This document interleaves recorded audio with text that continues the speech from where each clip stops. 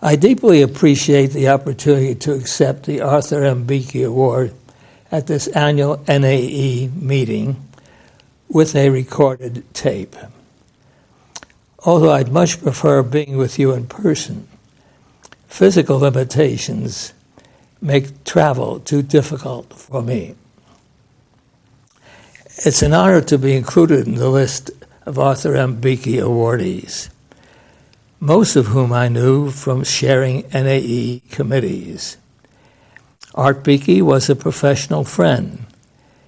He co-chaired with me the 1977 World Technical Congress in Moscow, sponsored by the USSR Ministry of Electricity. It was illustrative of the international bonding that technology provides.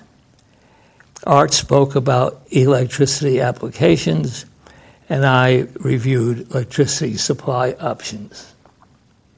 My ties to the NAE started with my early participation in its pre-formation struggles with existing professional societies, each certain that it could expand it to include NAE objectives.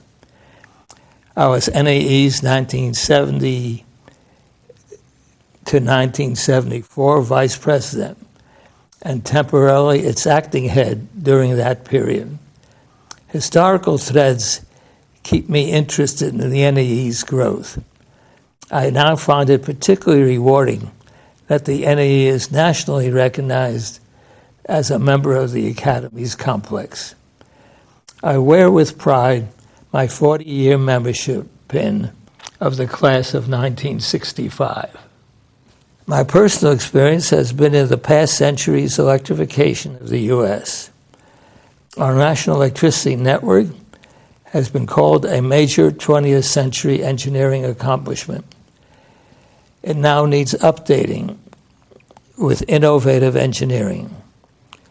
Such innovations today must include the Academy's full spectrum of science, engineering, and health. Thus, I found refreshing the Academy's recent report on rising above the gathering storm to provide guidance to a multi-decade national education program. It stimulated me to urge the academies to more often explore vital long-range topics and not wait for current events to motivate tasking by a slow-moving Congress. I realize this requires funding, but I believe the academies could raise funds for significant issues. Electricity supply now has a national role that urgently needs such anticipatory attention. The electric kilowatt hour has become an essential commodity for our daily existence, as contrasted with electricity's luxury status a century ago. The formation of the Electric Power Research Institute, EPRI, in 1972 was utility's recognition of electricity's vital national role. I had the honor and pleasure of being its founding president and now a retired and active emeritus. Most challenging to me are the projections, about 2% a year, that is, in several decades, we will need to supply twice as many kilowatt hours of electricity as we are using today. Routine expansion of our present network of localized private, public, and government utilities could eventually result in a congested network and a suboptimum asset mix. The Edison Electric Institute, the EEI, has recently urged a national efficiency program to achieve a modernized national grid and to minimize the outcome of inefficiency.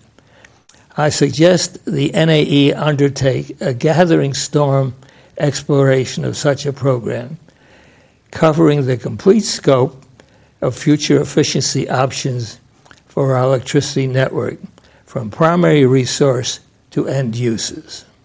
Innovative technologies worth exploring need to start now. It takes decades to commercialize new power equipment and more time to optimize network subsystems and eventual consumer adaptation.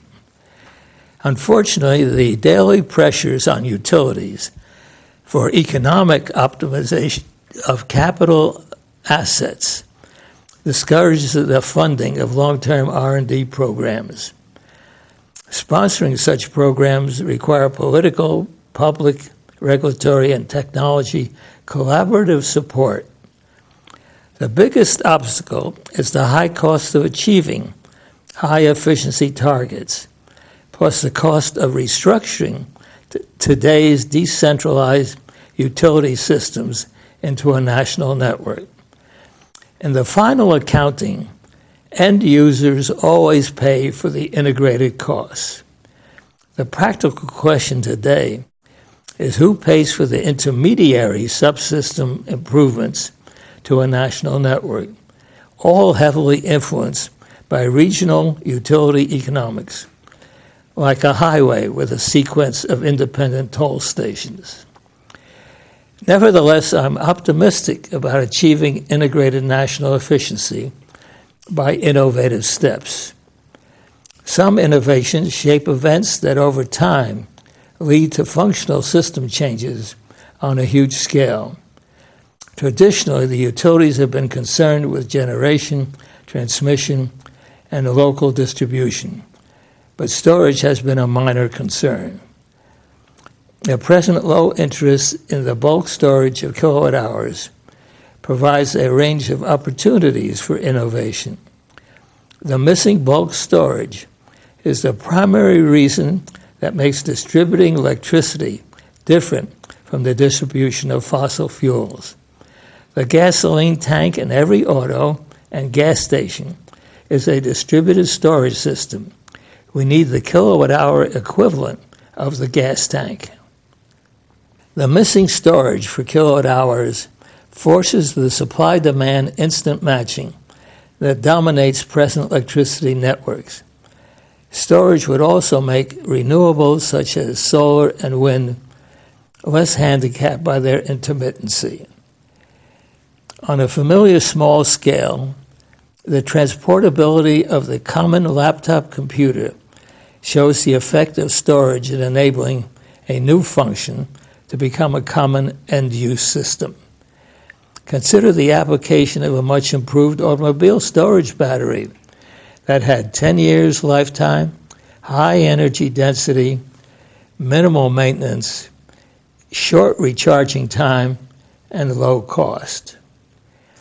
Provided it allowed a 180-mile range, it would shift many automobiles from gasoline dependence to the electric plug-in car.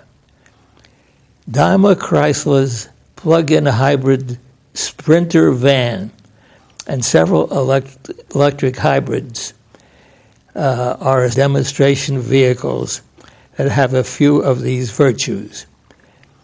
These are a start, but some years from achieving a commercial electricity storage package. The EEI has made the plug-in car a specific industry goal. It is foreseeable that the onset of its commercialization might significantly minimize the oil import factor in both our foreign policy and our internal environmental economics.